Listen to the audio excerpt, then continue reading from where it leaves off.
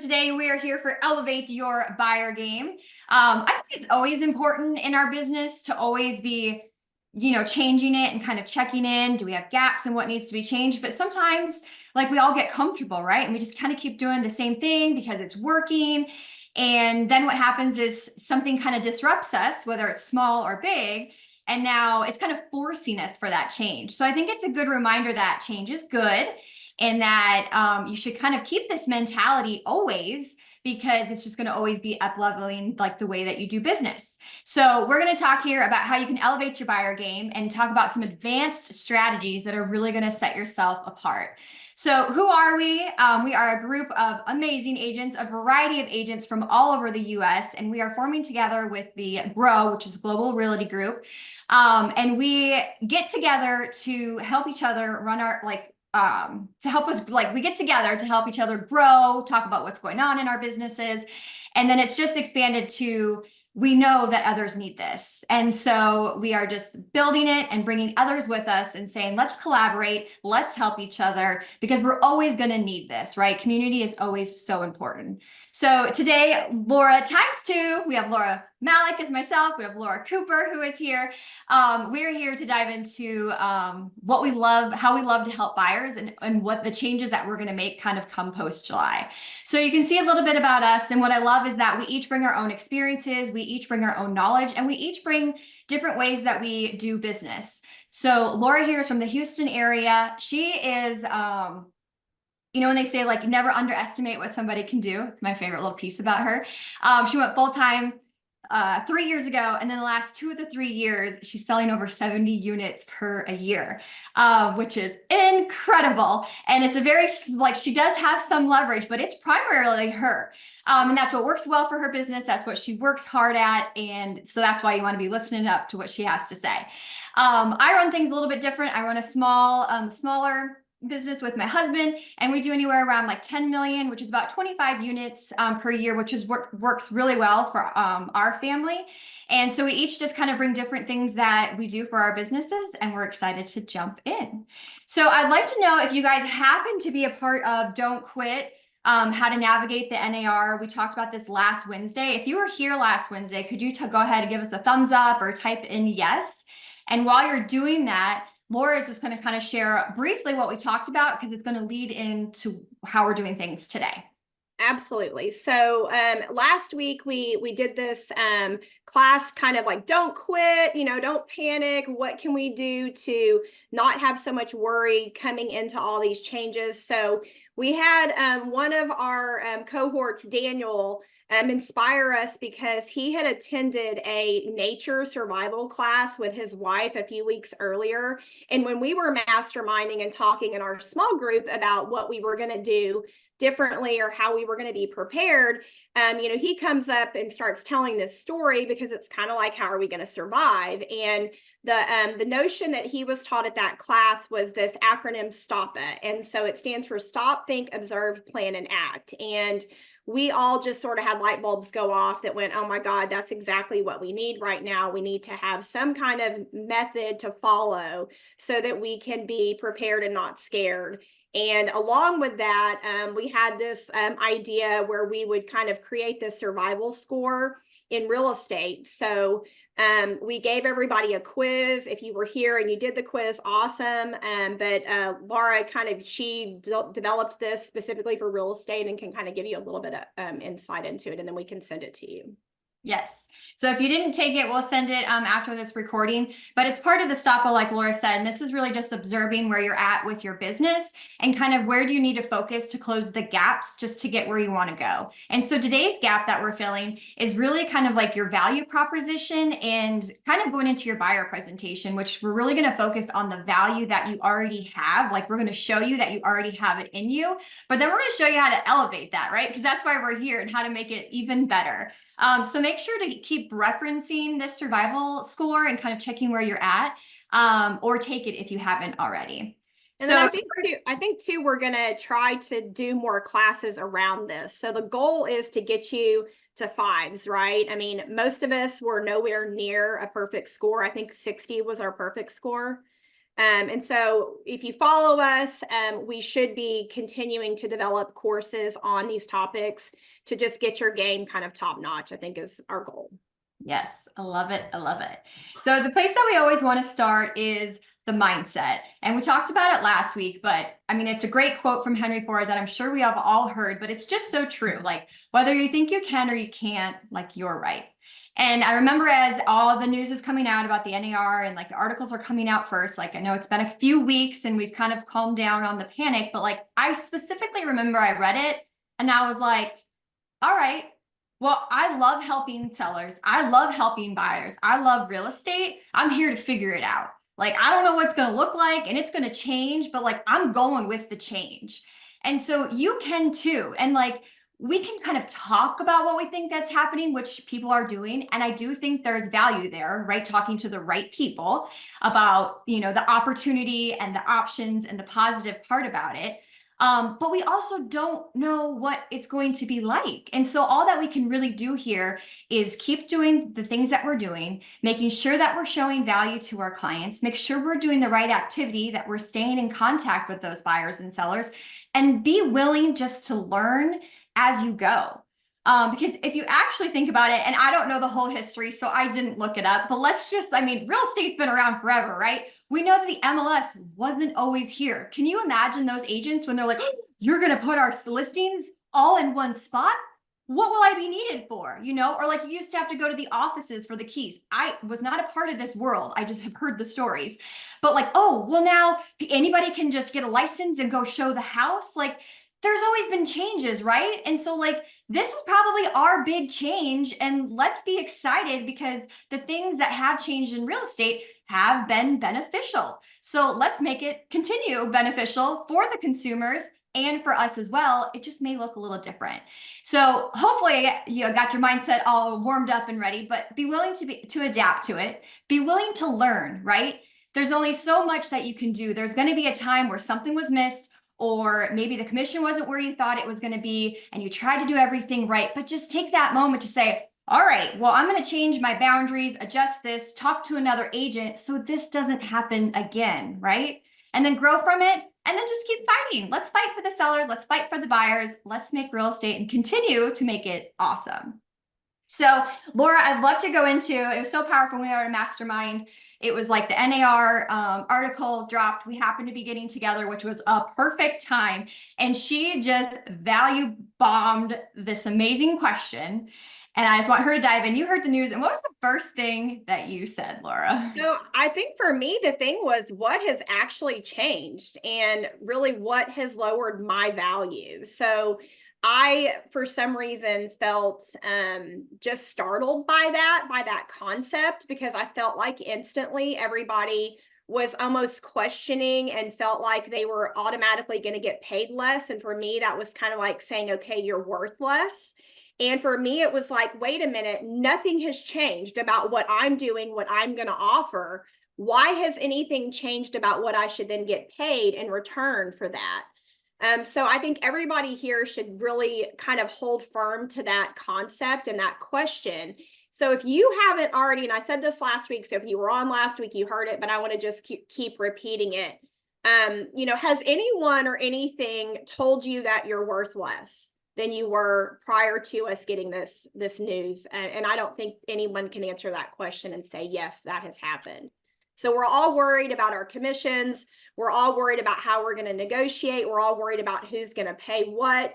But in the end, we all have the same value that we had yesterday. And we're all offering the same services that we did yesterday. And now we're all in this mode that we're just going to get better. So I don't think, to me, there's a lot to worry about except for the how, like, how are we going to proceed forward? But it's not necessarily something that in my mind is scary or a negative. And I don't think worry solves anything.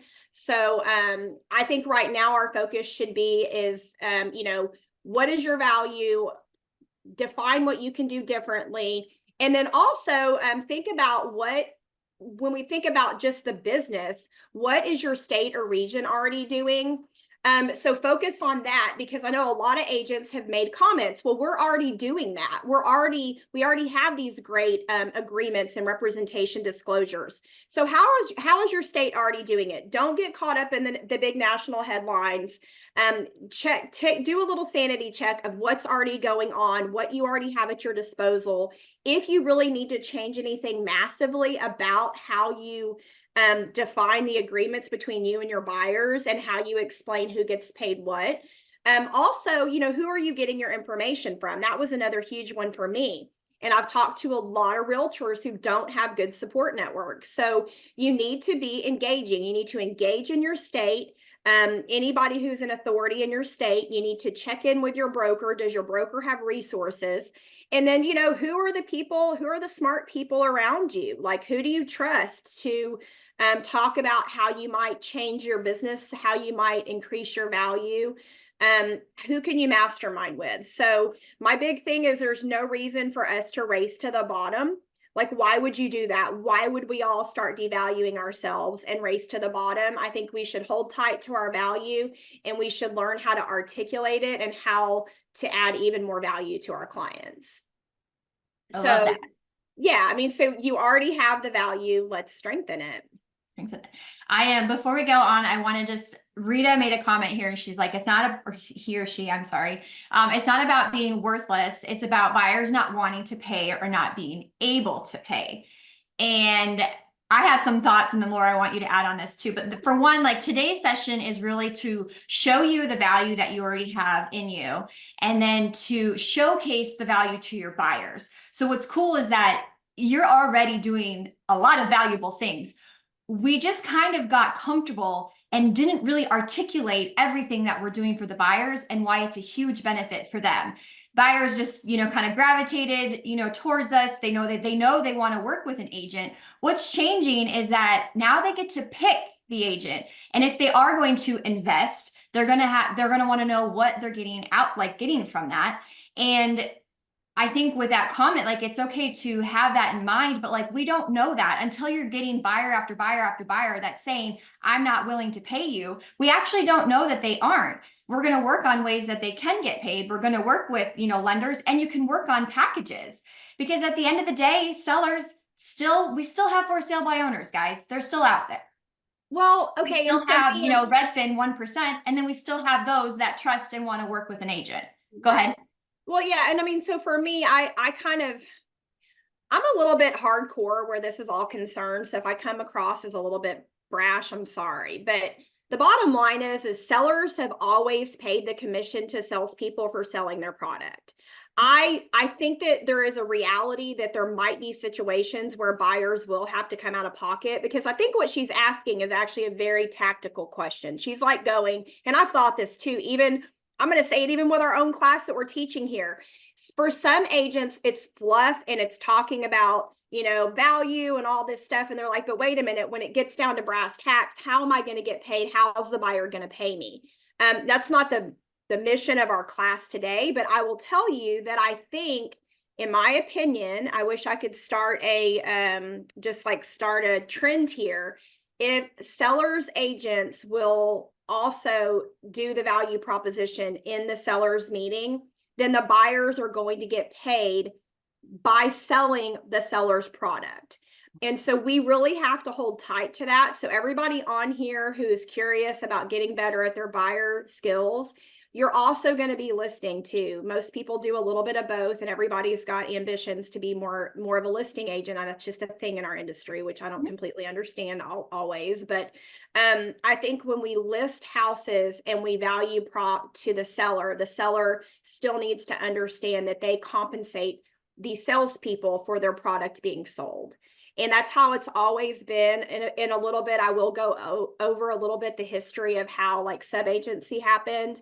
And I think if we go back to the roots and how it's always been done, even before co-op, the seller pays the salespeople. That's the bottom line, and we need to hold to that. Yes, 100%. I love it. But like she said, we're here to talk about the value. There's more classes like that, and you're on the right mindset to be thinking about that. And together, again, that's why you're in these rooms, to understand what we can do, to understand how we can make sure that we get paid. But this class is going to be about your value and showcasing that. Absolutely. So we talked about how you already have a lot inside of you, and we're just going to dig deep on how you can strengthen it. So Laura, I'll have you kick us off with this. Yeah, sure. So I think from now on in this presentation, we're kind of just be giving you the things that we've done and the best advice we can give you on how to really elevate and strengthen your buyer game. For me, one of the big ones is all about building rapport quickly and communicating and conversing with clients, because we are going to have to start signing those buyer rep agreements very quickly. So again, get in touch with your state, know how you've already done business. But like in my state, it's not been let's call it a common practice that every single buyer's agent meets the client and has them sign some kind of agreement at that very first meeting. To me personally, that's always felt a little bit like a lot of pressure to have them commit to me on the first minute that they meet me. But I do believe, and I feel comfortable transitioning to that and getting myself comfortable with that because of the way I've already done business. It won't be that hard. I'm really good at building rapport, and you need to get really, really, really quick at building rapport. So how do you do that? So you're gonna get really personal really fast. I know that sounds really terrifying to some people, but you have to get personal. You have to be vulnerable, and you have to allow yourself to give personal insights about yourself, and you have to be comfortable asking personal questions. You need to make a special connection with people. This is rapport building 101. If they say something about a dog, you have a dog, you talk about your dogs. It can be that simple and that basic, but you have to allow yourself to get personal and make those connections. Another really interesting and fun tactic is mirroring. And so along with having conversations and finding things in common, you can use, like, it's kind of basic techniques in mirroring and communication with people. You mirror their body language, you look at their mannerisms, and you pay attention to their verbal cues and their verbal tones, and you can actually speak in a pattern that matches theirs and mirror their mannerisms at the same time with your body language. Listen to their volume that they speak at, and mirror and match that, and you would be surprised how the human brain just sees that as a connection, and you will actually get them to kind of know, like, and trust you even faster than a person who's not using those same tactics. They're a little bit salesy, I would say. So you got to remember, you're still, you're selling yourself. I don't think you have to treat yourself as a cheesy, car salesman, but you are selling yourself, and you're trying to get to the point where you're going to convert them really quickly into wanting you to be their person. That's what we're getting to here. So you've got to have the conversations to get to the agreement, and you need to ask for the business. And this is a big one that I've taught before. Now more than ever, because we're going to have them sign agreements, you have to be bold. You practice it, like, say it to yourself a million times over. One of my lines is, my job is to earn your business, period. That's it. It's that simple. That can be said on the first phone call. I do that pretty frequently, actually. So if I have someone call me off of a sign and they're talking, or I have someone call in from some sort of internet lead source, I will literally say, when I ask, hey, are you already working with an agent? And they're like, well, no, I mean, I met one. And I'm like, okay, well, I'm glad you've already had some experience with other realtors. My job is to meet you and earn your business.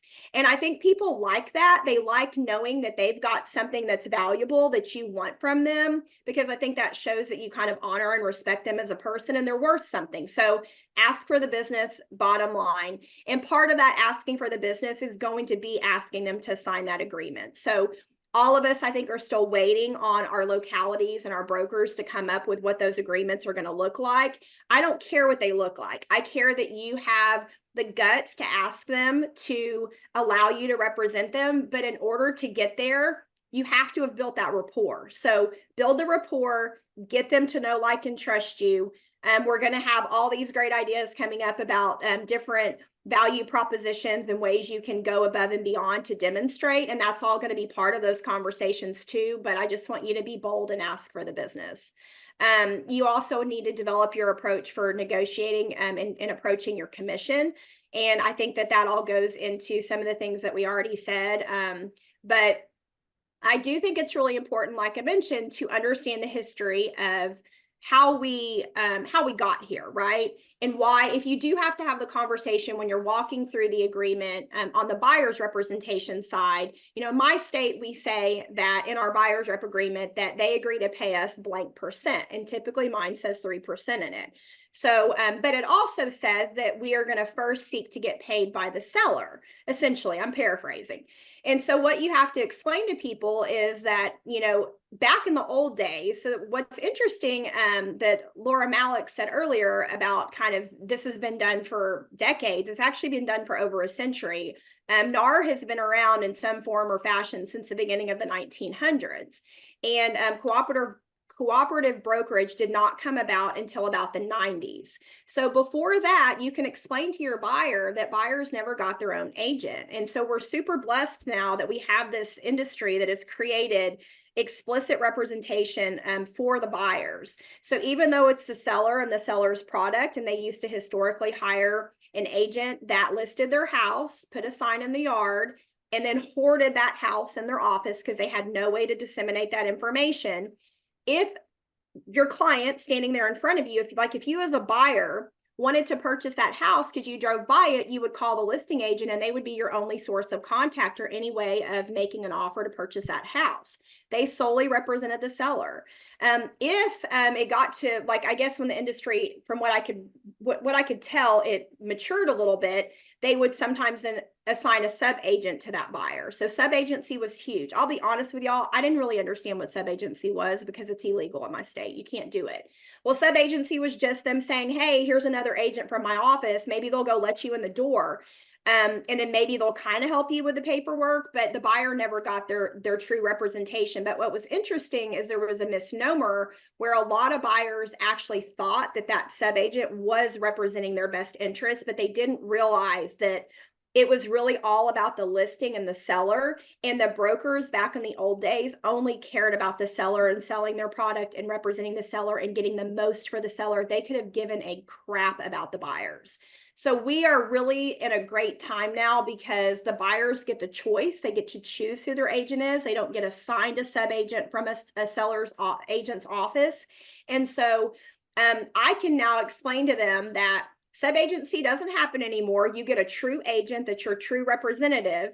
And I'm going to do everything I can to find you properties that the seller is offering me full commission on. But if they're not, we need to talk about how I'm going to get compensated and whether or not you want to have an agent on your side and you're willing to pay. And again, we're not going into all the depths of how those scripts and the conversations are going to flow. But again, I want you to not be scared that these conversations are going to happen, and you need to just be bold, ask for the business, and then be able to kind of explain to them. For me, it's comforting to know the history so that they can understand why we've come to this point.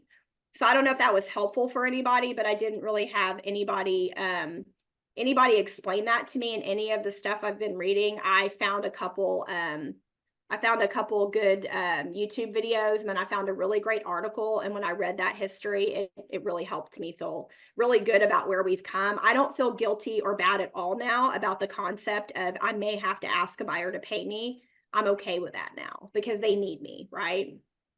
So let's see. I guess, Laura, do you have any ideas, thoughts on, other ways that we can offer higher levels of service? We need to start kind of wrapping our heads around more about our value prop. You kind of jump in and share your thoughts. Yeah, no, I'm excited to transition to that. So the first part is, the mindset, and it's the foundation, and it's really important to know because when you have those tools and you feel more comfortable talking about it, it just, and have more knowledge, it's going to make you more confident in these conversations of, why your role is important and, how it works for the buyer and things like that. But I know you're like, okay, well, I have all this, but I want to know what to do, right? We have to have the second half too. And so this is where we're going to kind of jump into, it's a lot of ideas. And so there's a couple of things here is there's things that we are currently implementing. I personally have been doing a lot of, like, right before all this happened, I was doing research in general on how to elevate customer service. It was just something that I wanted to do. So I read an incredible book, Unreasonable Hospitality. If you haven't read it yet, it was a really good read. And it gave me a lot of ideas too, which was perfect when Laura and I decided, like, this is what we wanted to do. I was like, I have all these ideas. So some of these ideas I haven't implemented yet, but these are the tools that we need, like, moving forward. So the first part that we want to talk about, is you're really kind of creating more of a personal buyer consultation. So we all probably have a buyer listing presentation, but you need to make it a little bit more personalized and unique because that individual wants to know what's in it for me. They don't want to just be the same, buyer as another buyer. They want to know what's different. What are you doing personally for me? So one of the ways, the tools that I've used for over a year now is I actually have like a personalized buyer questionnaire, and I do it two of which ways. It kind of goes back to what Laura said, is like understanding who the individual is. So sometimes that person wants to talk to me on the phone. They want to go through all the questions on the phone or in person. I will do that. But a lot of people, as we know, have preferred to maybe do things on their own time and go more techie. So I use a Google form, or you can use a Jot form, but it is a lot of questions. And it's not just about, what type of home are you looking for? What's the size? What's the yard? And what's your budget? I ask about their lifestyle, ask about their future lifestyle, ask, do you have anything important for the house, like a piano that needs a special room? I ask really, really in-depth questions because we're not just selling a house, like, we're selling a lifestyle. And so this is how it's personalized, because buyers also don't know what to ask like we do. And so I love it when they're like, oh, I never thought about this question. I'm like, great, I'm doing my job because I want to make sure that you make the right decision. This is a huge financial decision. So this is how it can be really personalized, because then you can also get to know their personality. You get to know what's really important for them. And they're like, wow, this person really wants to know a lot about me. So. Well, what I think is awesome is that you didn't realize that you made the connection back to the building rapport, right? So when you're asking all of those personal questions that aren't just like, how many bedrooms do you need? Those are your opportunities to build rapport with the client. So I encourage everybody to take that. It's like a tactical questionnaire and use it to interweave some conversation with them about their life, their lifestyle, and get to know them a little bit.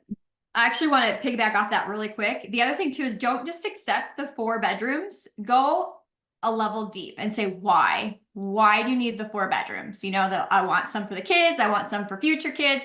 I need an extra room for an office. I need to have a guest room. Like, you actually want to know the why. And so that's where, if they choose to do the questionnaire, the rapport building and personalization comes in. I'll have a conversation, but I want to know more in depth. Like, why is a yard important to you? Why do you want more bedrooms? Do you like to host? Is that why you want a big kitchen? So taking it like that extra level will really help you set yourself apart. So Rita, made a comment that if the questionnaire is too long, they won't fill it out and they have a short attention span. I think that depends on the customer. This is just based on my experience with tons of clients. I think that if you just throw a questionnaire out there and you send it to everybody electronically and you don't have a preliminary conversation, you probably will get that result. There are a lot of people that don't even want to fill in their whole loan application. So a lot of loan officers have to even call and do an intake on their loan application.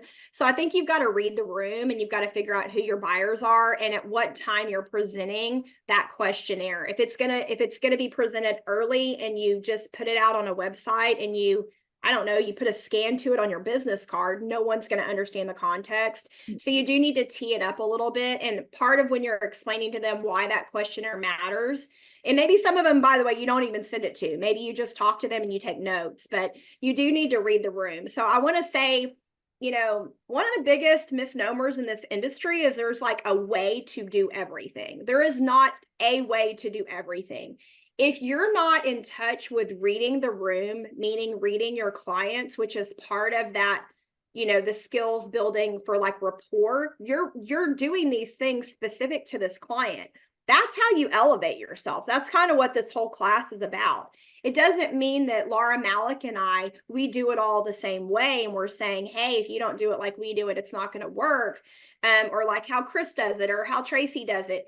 It's that the goal here is for you to find your strengths and you elevate your game for what you're good at. And you need to figure out some general tools and techniques and then apply them in your own way. So, yes.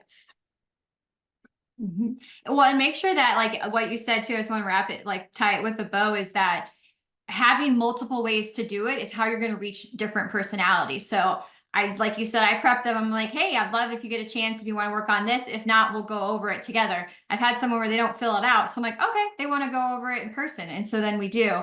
And then you also just don't make things required. And I say, hey, fill out, what looks good to you, leave the blank rest, and then we'll like talk about it. So you can't if you don't like to do it, it doesn't mean that somebody else doesn't want to. So have more than one way to do things and ask what's best for them. Hey, I have a ton of questions that I have to go over. What's best for you? Do you do in person? Do you want on the phone, or do you prefer a questionnaire and we follow up after that? Like, don't be afraid to do that.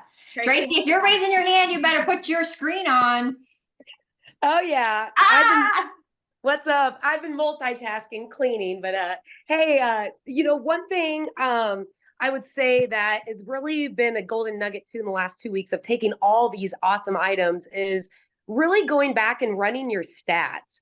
And so it's one of those where be aware of exactly what the house was listed at and all your stats with all your buyer deals and your past history, and then figure out the calculation of what you got them in the home for, and then average out the savings and repairs. Like, yes, we're getting to that actually. That's in a little bit. Ooh, I love it. No, I love all these golden nuggets. And oh my God, the mirroring, you guys, I mean, the rapport on just developing, that deeper relationship in such a quick time. I think it's just so important. And so it's just really being real. So, I love all this. You guys are awesome. So one of the techniques that I also have kind of developed since Laura got to explain kind of one of her tricks is using this really awesome questionnaire. And I kind of do a quick and dirty how to buy a home class. And it's sort of like I try to keep it to about 20 minutes whenever I meet, especially this is obviously relevant to mostly first-time buyers, which I have a good portion of my business with first-time buyers, is I have this nailed down approach to how do I get into this first meeting and how do I add really quick, very high value? So if you can figure out a way to give them a kind of home buying 101 in 20 minutes where you can explain to them the nuts and bolts of how to get a loan, especially a lot of these people, I'm sorry, I do not require a pre-approval letter in hand before I meet people at the first house. I want to meet them at the first house. I want to build rapport with them. And then if they haven't filled out a loan application, I'm going to teach them how to do that. So then once again, I'm adding value to their lives. But I'm going to go through that loan process really quickly, what it takes to get loan approval, what types of loans are out there. And then a quick I focus on a financial contract to close just from the buyer's purview. So it's like, once you go under contract, this is how much money you need to put out. Week 1, weeks 2 to 3, and then week 4. And I give that to them real quick, give them the opportunity to ask questions. Sometimes that conversation ends up spreading out over a 30-minute period of time. But the bottom line is I need to get in there and not only make them like me, but I have to make them trust me, that I know what I'm doing and that they can reach out to me as a resource. The bottom line is I need them to realize that they need me in their life. And then I want to also do this all in a way where I'm comfortable, I'm straightforward, I'm easy to understand. So work on your 20-minute pitch. I'm actually going to teach a class on it on April 30th. And the bottom line is communication is the key. It's the key to all of this, right? It goes back to the whole NAR thing. I think it all stemmed from communication or people's challenges to communication, and it's still all about communication. I love that. So here's your homework for step 1 is understanding what your buyer consultation looks like. And are you personalizing it? And if not, how can you do a little bit more? How can you build that rapport? And how can you make them feel that it's really all about them? So that is homework step 1 for you. I love it. Next, we're going to dive into communication, which Laura has sprinkled some stuff in, but she's going to tie everything together of how important communication is and what homework number 2 is for you. Absolutely. So some of the things that I use for being a great communicator with my clients, in order to be a good communicator and a good listener, which that's obviously a big part of it, I use DISC a lot. So who has done the DISC profile, or who's, I guess, raise your hand if you've done the DISC profile. And I can't see everybody, so someone's going to have to like kind of measure that. So DISC use is super important. It ties into the rapport building. To me, DISC is kind of like when I use it in real estate, it's kind of like my client's real estate love language. I need to be paying attention in the context of talking about houses, talking about that home buying process, talking about loans and loan approval. What this person this is tacky, but gets off on, right? Like, do they get off on spreadsheets? Do they get off on how pretty the house is? Do they want to know all the details, or do they just want the highlights, the big points, the big nuggets, and that's all they care about? So you need to familiarize yourself with something that's DISC-like. In my opinion, if you haven't done the DISC and you have no clue what we're talking about, we can give you a resource for that. But that's one of the things I use big time. Ever since I took a course on it, it's really changed my business and how I interact with my customers. I think also just providing timely and transparent information is really important. My dog is mad. I'm so sorry.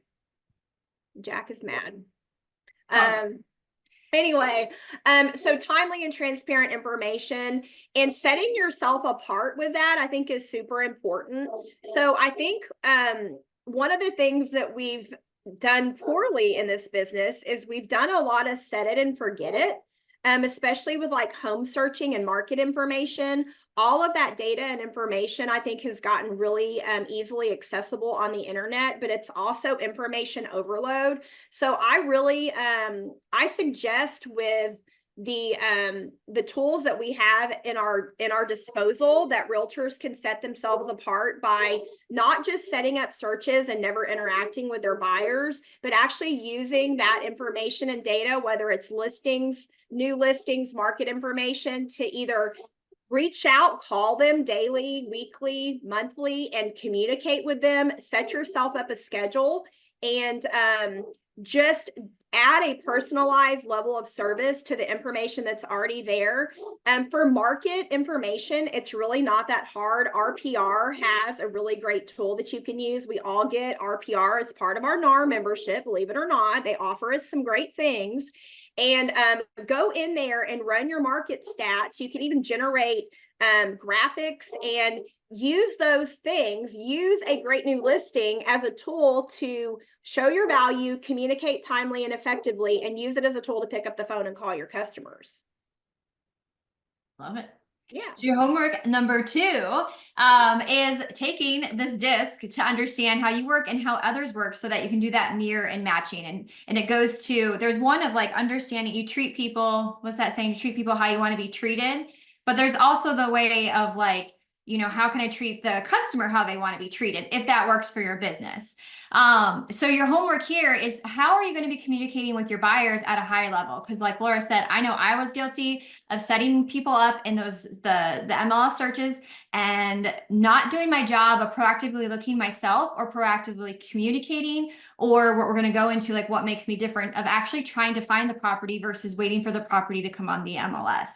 And so put that in now. And then when you set the expectations of, you're going to hear from me weekly, or maybe it's on Mondays or Thursdays. Like I heard another agent from the group, Daniel, he said, let me actually pull it up. I loved it. But he was like, they're going to get what's new or coming soon, is how he chooses to set it up. And it probably matters on the level that your buyer wants to be communicated with.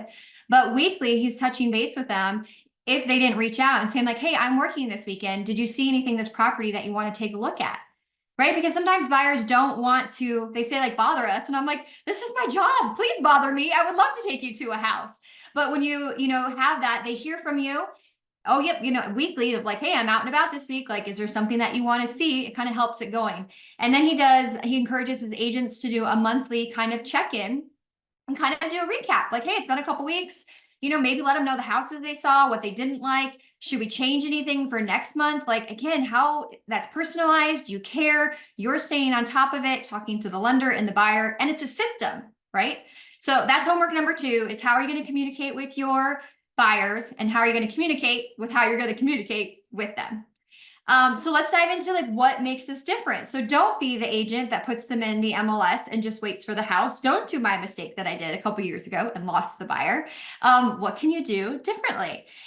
So one is deciding like, how are you going to find the home? So we do know that we have the MLS and the buyer consumer may know that we have the MLS, but are there other ways that we are constantly searching for that right property and then verbalize what you are doing?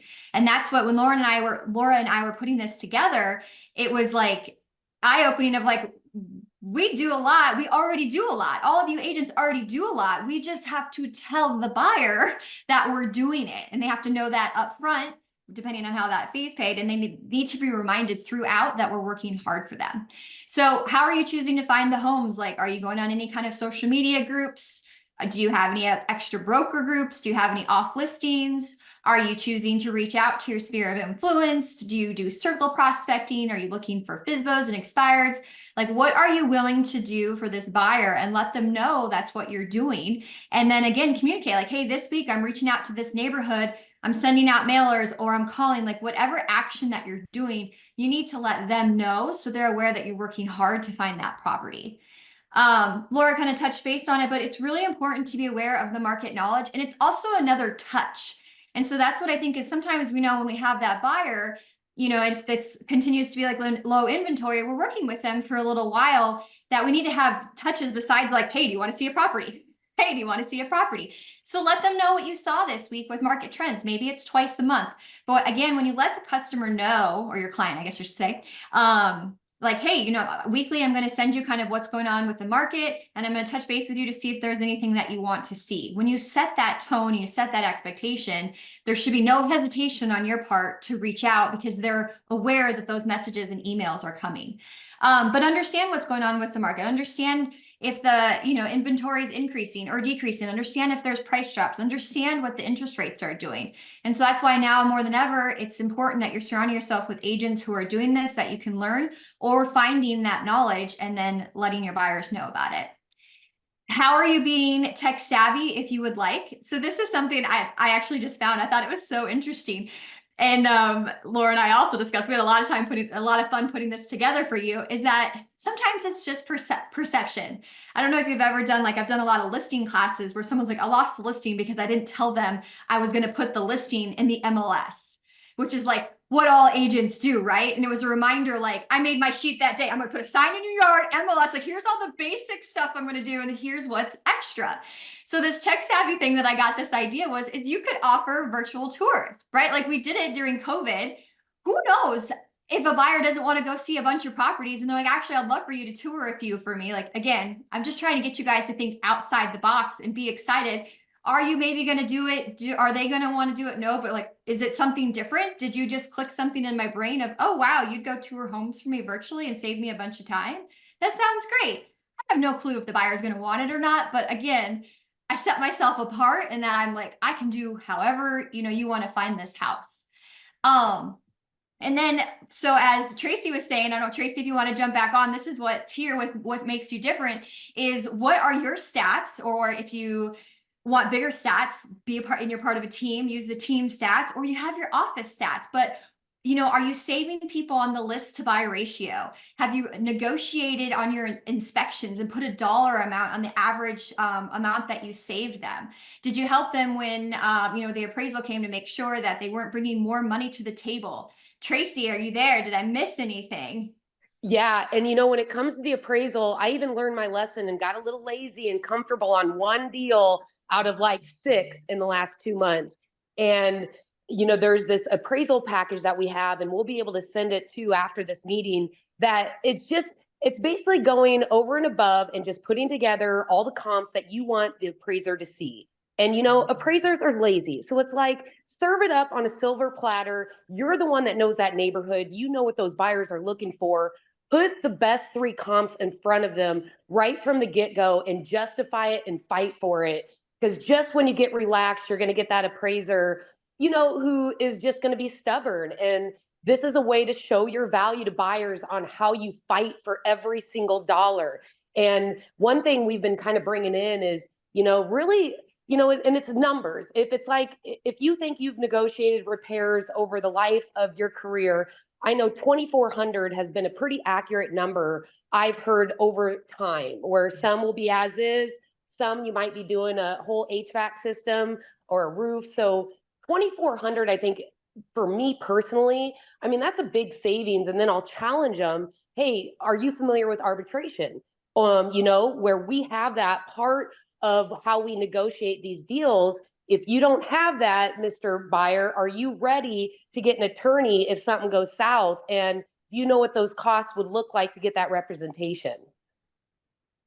So, and I want to jump in, side note, two things I just thought of that everyone's always going to be thinking is, how the hell do I get this data about my stats on my deals? Number one, really quickly, you can actually go into your MLS. Most of us have a similar backend to our MLS. Matrix is kind of like the backend software. If you want to send me a message after this, I might be able to jump on and help you find it. But on my MLS, I can actually run a report with all my deals, buyer and seller side, and I can add columns to the single line view. And there's fields that are for, you can do your list price, your actual sold price, your seller credits, and your repair amount. And assuming that the realtor put those things in there, right, the listing agent, you can run your buyer stats much quicker than you think, and then build out a quick little Google sheet and do some stats on it. The other thing that I think, I just had this idea, would be whenever you get to closing, you could actually have like a one pager that you provide your buyer, that you show them, this was a list price, this is what you paid, this is what we negotiated, and actually have like a little net for them to show them what their savings were. I think that would be kind of cute to do. Yeah, I mean, that's brilliant because they also forget everything. I mean, we've all had those clients too, right? You're like, I just did all this stuff for you, and you can be very grateful. But you can at least remind them of all the areas, because at the end, they're just excited to get the keys, and they sometimes forget the. So that actually leads us to the next slide, and it's the concept, like you mentioned, we must stop hiding what we do and how we get paid and why we get paid what we get paid. And we need to demonstrate and verbalize it. So we just talked about several ways to do that.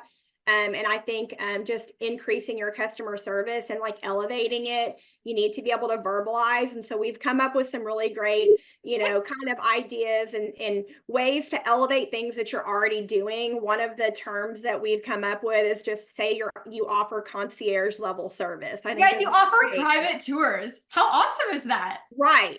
Yeah, so the word concierge alone feels special. It feels like they're going to be supported and taken care of with special treatment.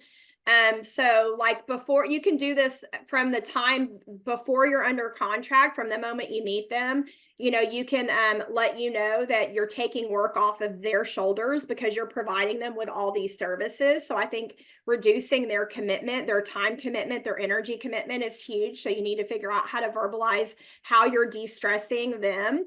That you're setting up, like she said, the personalized tours. One of the little things I do that I think makes people feel special is I bring them a little gift when I meet them for the first time. You know, how do you end your appointments? Do you ask for feedback? Do you send them a survey? Are you asking them for even feedback about the homes? I think a lot of realtors maybe miss that. And like, as they're wrapping up appointments, to kind of tie it up and say, okay, what did you think today? Were you happy with the tour? Were you happy with my service? People that are high customer service oriented, they're not afraid to ask for feedback because that's how they get better. So your transaction management, I think, is huge. One of the things that Laura Malec and I talked about, which we find interesting, is that a lot of us have transaction coordinators, or we have some sort of transaction management process that we follow. yet we pretty much do not verbalize that to our customers. We think of it as kind of a back office process, and we don't see the reason that we need to explain to them that we have this whole machine working in the background to make everything look smooth. And so I always use the duck analogy, right? The duck is like sailing smooth across the top of the water, and underneath his little feet are just like going. And I've got this little engine underneath me behind the scenes that's making sure that I'm providing them with seamless service. And there's a lot that goes into that. So you need to be able to verbalize that. And I think, that's through the transaction, the concierge or elevated level service. And then as you're under contract and wrapping it up, what are some things that you can do? Everything from introducing them to the best lenders whenever they're looking for loans, to giving them assistance with utility setup, a concierge service. I know like at EXP, we offer that. We actually have a Utility Connect concierge that helps people get through that really annoying process. And, I know some agents provide boxes, moving boxes. I, a lot of times will do like a moving survival kit. Anything that you can do that's extra is going to set you apart, and it's just going to add to your value and make them realize that if they're paying for you, they're happy they paid for you, because the tangible value has been shown and it's been spoken about. So don't be scared to, again, tell people what's going on. You're your own biggest cheerleader. I got taught that. Sorry for the men on here, but I was in a very male dominated industry. I got taught that by some really strong men in a very male dominated industry. And I will never forget the guy who told me, he said, Laura, if you are not your own biggest cheerleader, no one else is going to be. So I think that's the mindset that you need to come into with all of your customer encounters. Don't be afraid to state your value. I love that. And so I hope you heard, like, how can you be extra? And the thing about extra doesn't always mean luxury or more expensive or elaborate. It's really the small touches that do stand out.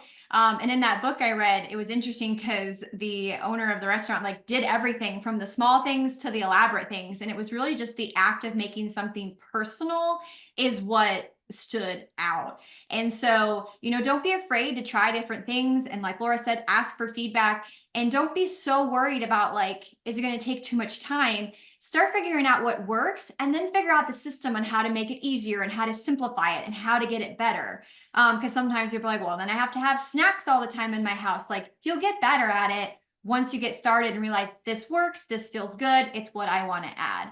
So start thinking about everything that you do. And like, again, you already have concierge level service, but what can you say to them that they're getting from that? Or how can you make them feel that on the inside? I think, did I give homework? 1 second, Tracy. For the last one, what makes you different? Okay. So then your homework number 3 was what makes you different. Okay, perfect. I did. Yes. We need Miss to be Tracy. mindful of the time too, Laura. Just like Got it. Yeah, we're actually almost done. Yeah. Yes, Tracy.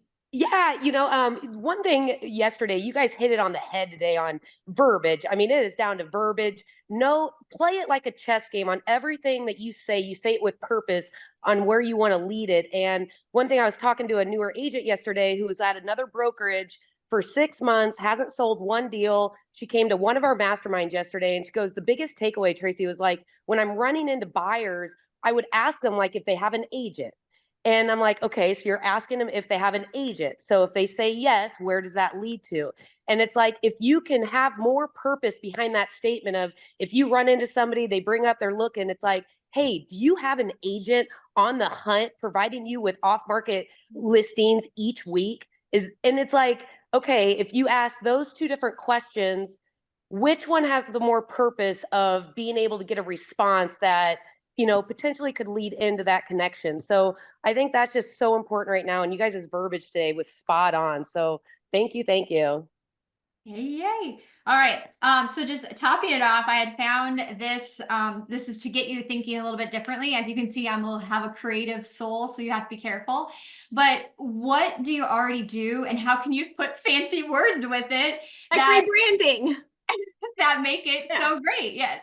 So I found these, and I'm not going to dive into all of them. I'll send it in the email so you can read it and kind of decide. But like one thing, like the local insider experience was just being like, if you know of local events, inviting that buyer that you know is interested in that neighborhood. Like, hey, I see this event is going on. You should go check out the neighborhood because that's where we're looking to buy a house. Like, how special and unique and personalized does that make it? These were just kind of things that you could do and how you could do it. So I'll go through the descriptions in the email, but it was really fun to see. And just again, like Laura said, like it's your business and you have to build it and you have to come up with your value proposition. But just put some fancy words behind it because people like that. And it also just gives you ideas on how to stay in touch with them, not just be selling a house, but be selling the lifestyle and being, getting referrals because they're going to be so appreciative of how you thought so much about them personally. I'm totally using after hours concierge. Oh yes, we're doing that one too. I'm just using it for myself now because it makes me feel better about taking work calls at 9:30 at night. I'm just gonna be like, it's just my concierge service, That's how I think that's great. There are agents who don't, and that's fine. Like business can be done so many different ways, but if you do offer that, like why wouldn't you say that? Totally. So they're powerful. Yeah. All right. So then to finish it up, Laura, if you can talk to us a little bit about this another big value add that you can do, a lot of agents have this loosely in their back pocket, but haven't really firmed it up and don't have it well documented, is you've got to cultivate strategic partnerships and resources that you have in your world that you can pass on to your clients. So it's the key contractors, it's inspectors, but it's also people like us, right? It's other agents, it's other really top thinkers in the industry that can support your clients through you. So you make the connection to those people. And so you don't just say, well, I have a great home inspector or a great lender. No, I have a vast network of real estate resources and support people in place for almost every scenario that we can get into during your transaction. I have a go-to I can call.